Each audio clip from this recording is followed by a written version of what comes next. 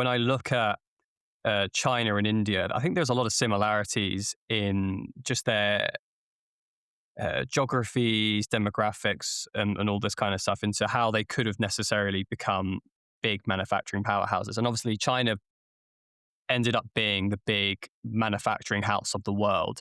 But in many regards, right, they both have incredibly large populations in and around 1.3, 1.4 4 billion, billion. very large landmass, Mhm. large coastal regions so they can export to the world, right near to a lot of the other developing countries in East Asia, on big trade routes. Um, there's a lot of similarities in a lot of ways. Also, relatively poor, Yep.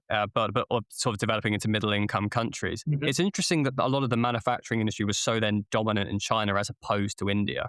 And I think I remember talking to Professor Uma Kumbapati about this a little while ago. And I think something that resonated with when I was talking to her is that actually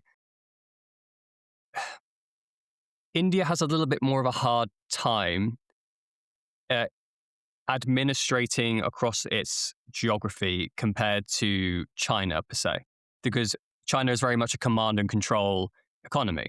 Yeah. And that kind of means that over a large distances, you can kind of have uniform policy a little bit easier and administrate. Whereas India is a straight up democracy. It's the largest democracy. And you could make the argument it's the most influential, important democracy in the world because of, it's got the most people in the world at the moment, Right. 1.4 billion. But because of that, it has a lot less control over its ability to administer across all those regions. And maybe that's part of the reason why it wasn't able to seize the manufacturing the way that China has. I don't know whether you agree with this or whether you've got some other thoughts on why this might have been the case. So partially, yes. For example, so you're right, absolutely. Professor Kamampati is absolutely right in a sense that because China operates in a completely different fashion that India does, because it has a obviously command and control approach, but it has kind of a policy that a center can take, which can be implemented because at the regional and local level, which is not the case for India. For example, India's labor policies are state driven. It is purview of the state, but not the center. So when you and labor policies, and we have been shown significant labor policies which are very restrictive in nature, kind of hinders growth. If you cannot hire or you cannot expand your production given, or you cannot contract your production given what the competition is, it's very difficult for a firm or a company kind of grow or to contract in a sense, because you in it's the churning that matters in the long run, because you have to grow and contract given how you have to operate in the sector, that you have to diversify or not diversify given what is going on.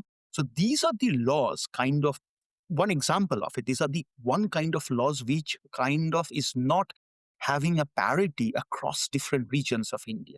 And there are Sure. Yeah. many other reasons why it cannot be the reason. I'm not going into the reasons here because Sure. there Yeah. could be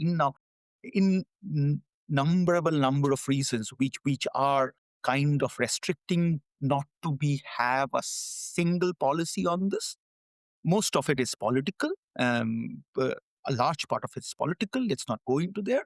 But there are economic reasons as well, because there are, as you said, large part of poor people who are part of the informal sector, which are much protected in terms of the labor laws and stuff. So a lot of convoluted stuff in a sense to implement a law and to get the law done at the regional level. So that's one challenge India faces as opposed to China, which has similar kind of approach. One, if one policy has been taken, it would be distributed across the entire China, which makes it easier in a sense to kind of have a central policy and see its effect at the regional level.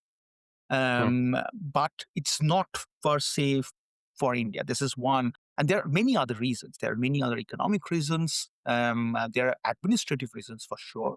Um, um, there is recently a paper called coming out called "No Country for Dying Farm," because it's very difficult in India for this purely for administrative reasons. There's nothing to do with anything else.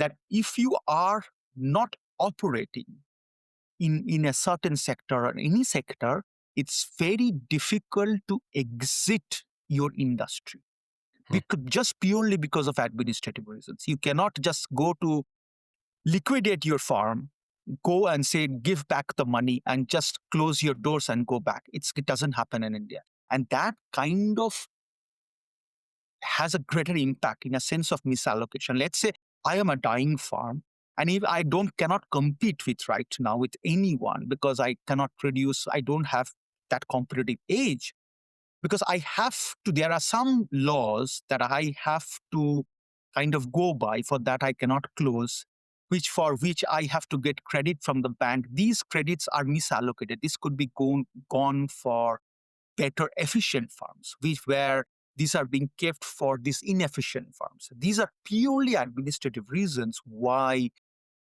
India, in certain cases, there's a large part of the economy we do not get allocation in resources to efficient farms because of purely administrative reasons. I don't Yeah. see any other reason that is actually binding them not to do it.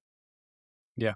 Because you need resources to administer those things. And it's such a big geography and such a diverse set of, India is also probably a lot more culturally mixed and diverse than maybe Right. sort of China is. I mean, China's a very big country, it's population size, but it's also very sort of almost culturally Very similar. like 80% of Chinese people like are ethnically are Han, so it's very Mm, easier for them culturally to kind of get the message done. Whereas sure. India is extremely diverse in terms of culturally to get any message done across different borders.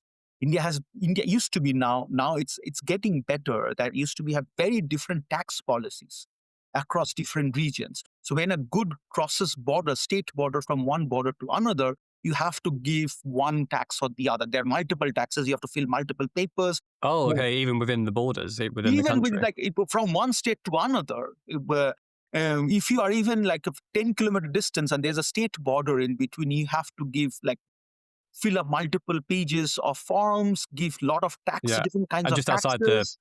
just outside the cost, I mean, just the Exactly. administration So on side that of that. Yeah. disincentivizes farms to kind of go and sell out. Why should you? Because there's an added cost to all of this. Now there is this tax reform has been done, and there is being done and is being simplified so that farms can sell across their borders so that these kind of changes, all these administrative changes kind of go down very slowly because this should not, it should be business friendly in a certain sense to let farms do businesses across not only your own state or regions, across different states and regions. Because that means you are making farms more localized rather than globalized in a sense, even in terms of the India as well. Yeah. I think that, And no, honestly, I think that I wasn't aware of that. And honestly, I think that, that explains quite a bit of all the contextual stuff that, like I say, I was talking about with Professor Kambapati and stuff. That's, I think, yeah, I imagine that's an absolute nightmare having to do that between states and stuff, which is probably just not a thing they have to do in China and stuff.